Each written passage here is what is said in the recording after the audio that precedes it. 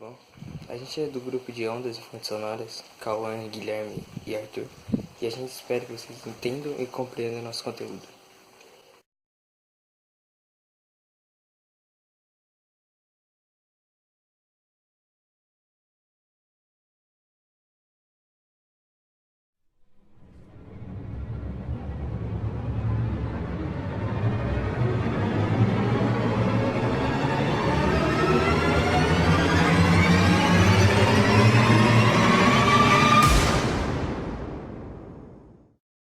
Oi, Jojo, quase que não deu.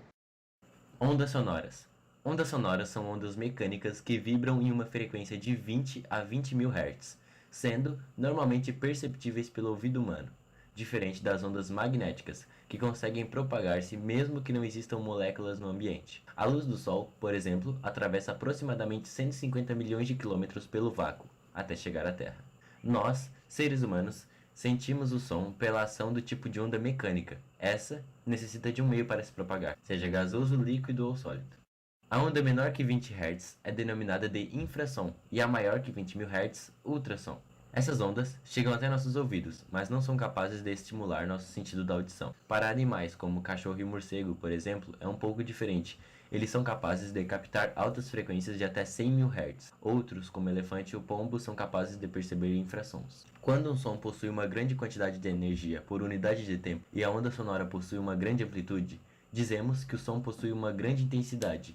Logo, a intensidade está relacionada ao volume do som. Essa intensidade é medida em decibéis, onde se estabeleceu que ao som de menor intensidade que o ser humano fosse capaz de escutar seria atribuído o valor de 0 decibéis, e o de maior intensidade de 120 decibéis. Instrumentos diferentes emitindo a mesma nota possuem amplitudes gráficas totalmente opostas. A formação das ondas sonoras. As ondas sonoras são consideradas ondas de pressão, pois propagam a partir de variações da pressão do meio. Por exemplo, quando um músico toca um violão, a vibração das cordas produz alternadamente compressões e rarefações do ar, ou seja, produz variações de pressão que se propagam através do meio. Para se ter uma ideia, as ondas sonoras se propagam a 340 metros por segundo se tiver a 20 graus Celsius o ar. Esse tipo de onda é denominado onda longitudinal, pois as moléculas constituintes do meio se aproximam e se afastam uma das outras de forma alternada.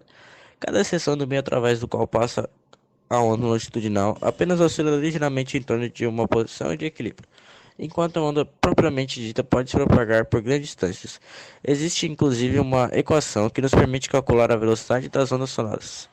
Velocidade é igual ao comprimento de onda vezes a frequência da onda. Refração. Este nome é dado ao fenômeno que ocorre quando as ondas mudam de meio de propagação, alternando sua velocidade. Um exemplo de refração do som seria quando a onda sonora incide na água, meio material mais denso que o ar.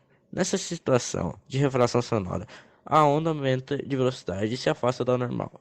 Comportamento este contrário ao da luz, que teria sua velocidade diminuída e se aproximaria da normal. Difração. A difração é a propriedade que as ondas têm de contornar obstáculos ou passar por um orifício quando são parcialmente interrompidas por ele, alternando sua velocidade e seu trajeto parcialmente.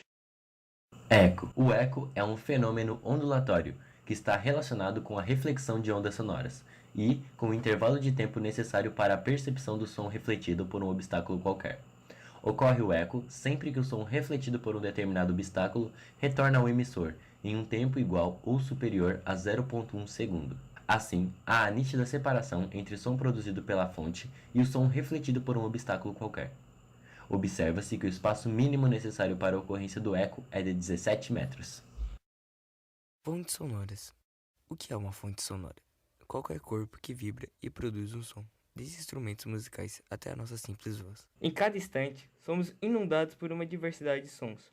Os sons podem ser produzidos de diferentes maneiras. Temos sons produzidos pela natureza e sons produzidos pela atividade humana. Todos os sons são produzidos através de movimentos de partículas materiais. O som propaga-se desde a fonte até os nossos ouvidos através de um meio material. Quando se cria um som, coloca-se em vibrações das partículas do meio em que o mesmo se vai propagar. No vácuo, o som não se propaga. O som é detectado quando a vibração das partículas materiais chegam aos nossos ouvidos. Três condições necessárias para que possa haver som: emissor, ou fonte sonora, meio material, onde o som se propaga, e o receptor. O que é emissor? Emissor é tudo aquilo que emite ou envia o som ao receptor. Meio material. O meio material é onde se propaga o som, podendo ser sólido, líquido e gasoso. Receptor. Receptor é tudo aquilo que recebe o som. É o próprio caso dos nossos ouvidos, onde recebemos os sons através do meio material. Se uma ambulância passa ao nosso lado com a sirene ligada, percebemos uma nítida e brusca variação na altura do som de agudo para grave, durante sua passagem. Trata-se do efeito Doppler, nome dado em homenagem a seu descobridor, o físico austríaco Christian Johann Doppler. Efeito Doppler. Este efeito é descrito como uma característica observada em ondas emitidas ou refletidas por fontes de movimento relativo ao observador. Para ondas sonoras, o efeito Doppler constitui o fenômeno pelo qual um observador percebe frequências diferentes das emitidas por uma fonte/emissor e acontece devido à velocidade relativa entre a onda sonora e o movimento relativo entre o observador e ou a fonte, sendo F minúsculo F maiúsculo a frequência emitida pela fonte, V minúsculo F maiúsculo o módulo da velocidade da fonte e V minúsculo S maiúsculo a velocidade do som. Pode-se demonstrar que a frequência F minúsculo ouvida pelo observador em repouso quando a fonte dele se aproxima é F igual F minúsculo vezes VS dividido por VS menos VF. Quando a fonte se afasta, F igual F vezes VS dividido por VS mais VF. Estrondo sonoro. O estrondo sonoro é causado por quando algo atinge a velocidade de som todas as frentes de onde se concentra no ponto F. Nesse ponto, todas as amplitudes se somam e a intensidade da onda sonora torna-se altíssima. Há um súbito aumento de pressão nessa região. Esse foi nosso vídeo, espero que todos vocês tenham compreendido e entendido o conteúdo. E é isso, é nóis.